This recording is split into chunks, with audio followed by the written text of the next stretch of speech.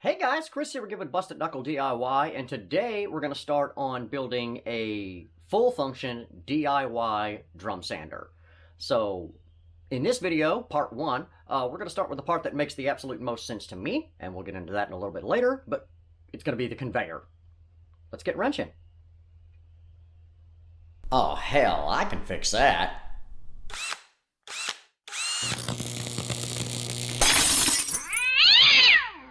Honey, can you bring me a Band-Aid, please? Okay, so you can see here we've got a little roller. Now, this is a conveyor roller. It's 16 inches between the frame, because we're going to build a 16-inch drum sander. And the reason I chose a prefabricated roller is the interest of speed. Of course, you can build these, but like I said, in the interest of time and just making life easier, I chose to buy them. So I have two of these, but I'm going to show you how to get this out of the frame. One side of this thing is spring-loaded, the shaft. Hopefully you can see it here. That's the spring-loaded side, so just push in on it with something narrow and pop the roller out of the frame. Super easy. Okay, now, one of the two we have to modify, okay, to turn into our drive roller, because obviously this will just spin around and around. I know you can't really see it, but it's spinning, I promise. Yeah, see? So, anyway, what you're going to do to get this apart, these bearings are a pretty snug friction fit, but they do come out. So you've got your spring-loaded side, okay, and then this side is solid. Take a hammer, okay, or you can hit it on the concrete floor, pop, pop, pop, whatever you want to do, and drive the shaft through the bearing. Okay, there's two little ears on it, and what will happen is it will come out this side and be sticking out like that. Once the shaft is loose inside the roller, take and just kind of let it go on an angle and tap the bearing out on the other side. Now, I'm not going to do it to this one because I've already done it to the other one, but let me show you what that looks like more or less.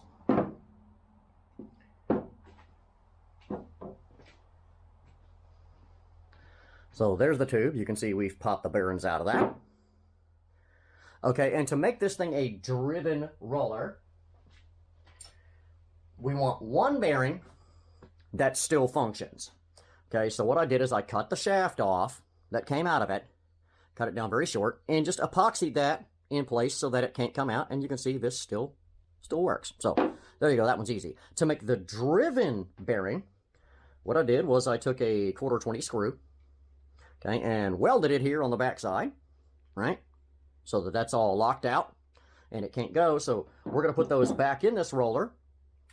And this screw looks like it might have a little bend in it, but we should be able to tweak it a little bit and hopefully get this to run reasonably straight without the motor doing this number on me too badly. Anyway, let's get that back together and we'll start going over how we're going to assemble this thing.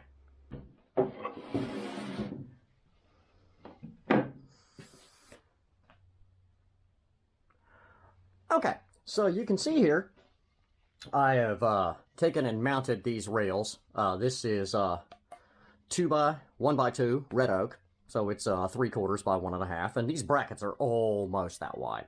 Anyway, I drilled 6 holes in them, attached them with 1-inch screws. They're more or less flush to the ends of the bracket here. And this piece, you can see, I did downward pieces that are flush with the ends of the cross brace. This one, on the other hand, as you can clearly see, I put them to the outside. And the reason is I want this one to fit inside that one like this, because this is going to slide, and it's going to be out here-ish, probably about like that for our tension. So what we're going to do to make this movable, if we come around here where you can see a little better, is right here we're going to make a slot on each side. We're going to drill these blocks out and put 2 1/4 carriage bolts in that are going to ride in the slot, and that's going to, in conjunction with a couple other little blocks of wood, this is going to be our adjuster, our tensioner, and our tracking. That's why it's not super snug. So, anyway, let's, so this side is going to be the unmodified roller. So let's drop that back in here again. Take this side with the push-in part of the shaft, stick it through. There we go, that's lovely. And this other side, we got to wriggle and fight with it just a little bit because now everything is solid in this roller. But you can see what I did with the quarter 20 here. And you can see as I turn that, or hopefully you can see as I turn that. Let me put a little mark on it for you. So you can see a little black mark on camera there. So as I rotate the screw,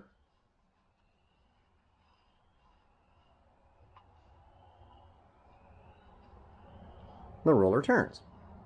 So anyway, we're going to pop this back in the frame, go ahead and get these notches cut out down here, which again, we're just going to use a 1/4 inch drill bit, come back a couple of inches worth, and then cut these out with a probably a jigsaw, so it's an open end that this can slide into. So anyway, I'm going to do that, and I'll get right back to you.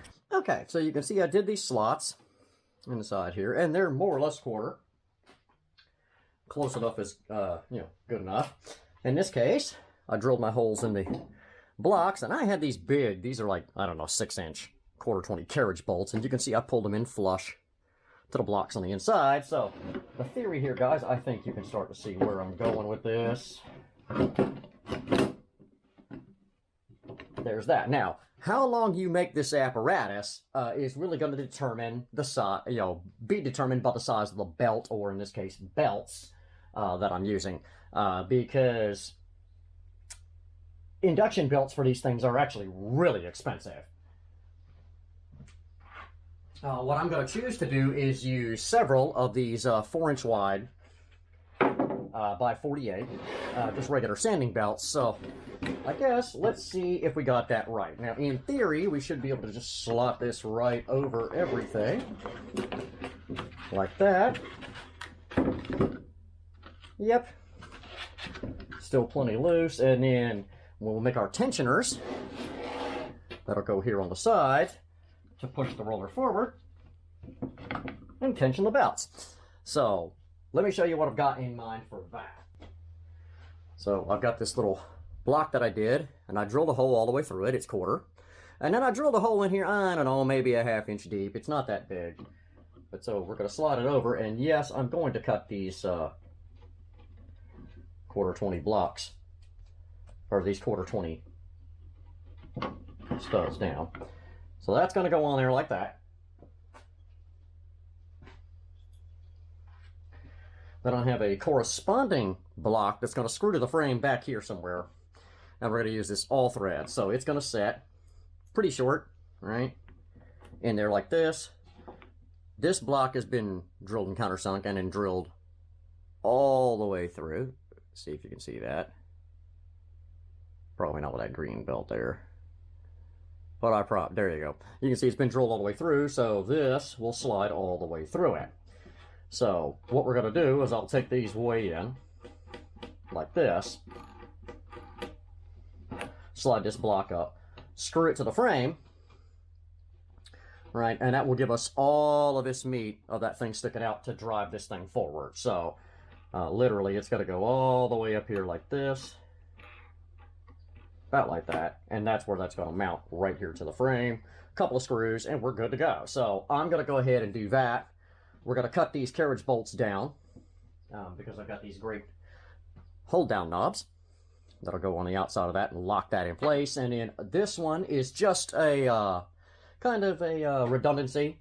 It's just going to have a washer and a regular 1/4 20 nut on there to hold everything fast once I get the tracking and everything like that done. So anyway, I'm going to get this mounting assembly taken care of, and then I'll get back to you. All right, so you can see we've mounted our blocks here. We've got our little stopper screws, our little extra lock screws, and now these two are locked together, right, that go inside this block. It's just for safety purposes. And then if we take our wrench and start tightening this up, this rearward bolt, or nut rather, you can see the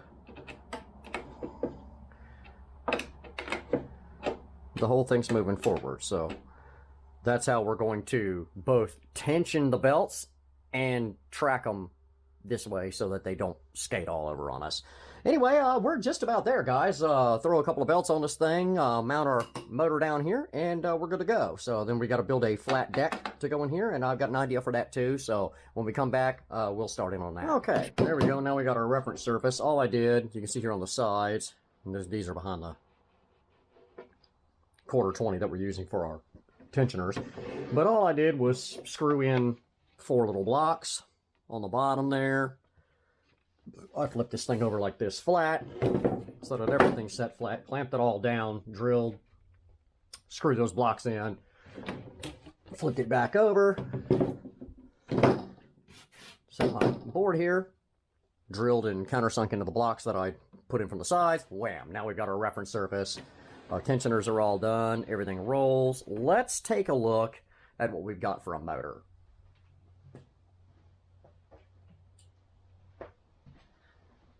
Okay, so here we go. So this is a like an awning motor, but it's pretty common. This is a power seat motor, power window motor. It's all pretty much the same. Got this on Amazon. It was cheap, 20 bucks. Now, it had a pin, which it still does, in the back side here. Okay, that was held inside this gear with a snap ring. So I took the snap ring out, drove the pin out. Pew.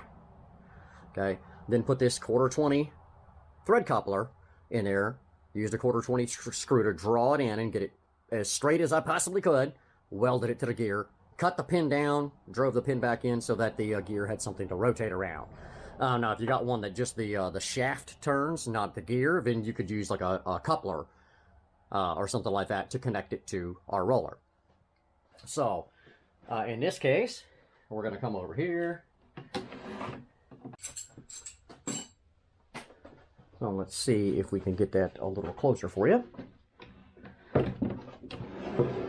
There we go. So right in here, I'll tip you in. Although you can see there's the thread coupler and this nut. Now that's not holding this to the frame, okay? It's to hold the thread coupler snug to the roller shaft. Okay, and it's set up to rotate this direction.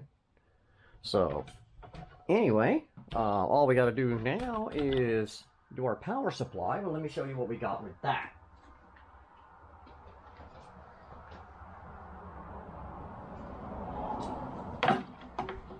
So this is, and I misread it the first time I saw it. I thought it said Shetton Power,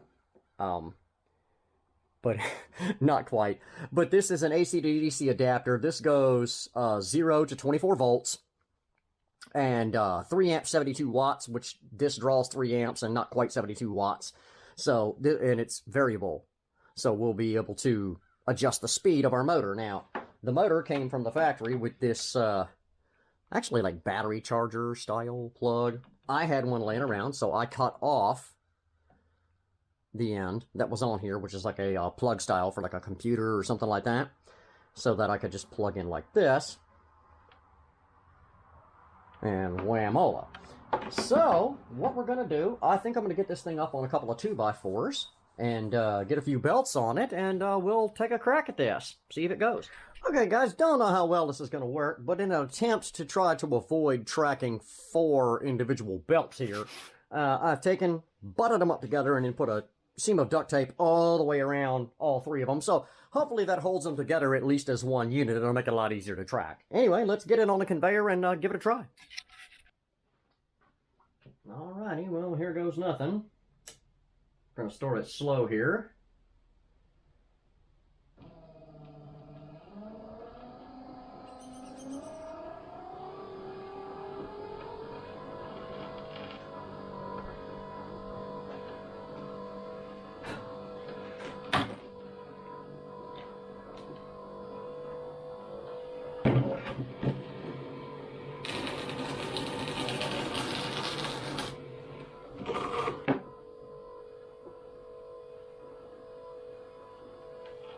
A little tracking work here.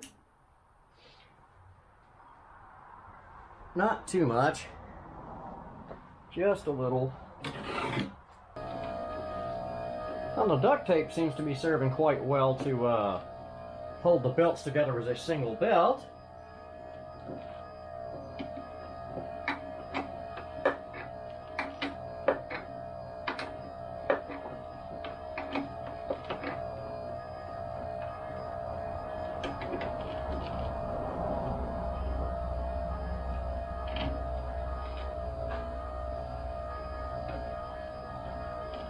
That's got her going back the way we want her to go. A little bit more here.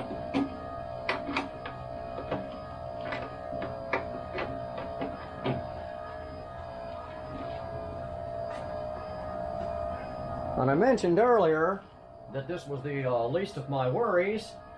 That's because I've been a distribution center mechanic for almost 20 years and I work on conveyors every day, so building one from scratch is not overly intimidating to me.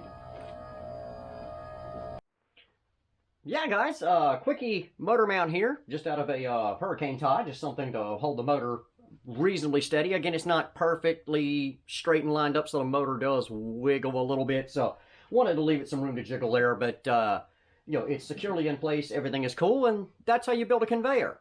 In step 2 of this little series here, we'll be looking at building the drum. Guys, if you haven't done it yet, hit that subscribe button. Turn on all of those notifications as we got some really cool content coming up for you, including the subsequent videos in this series. Hit us in the comments. Check us out on Facebook. Throw us a like. Guys, if you want to send us an email, check the description box below. Till next time, this is Chris for BustedKnuckleDIY saying, keep wrenching.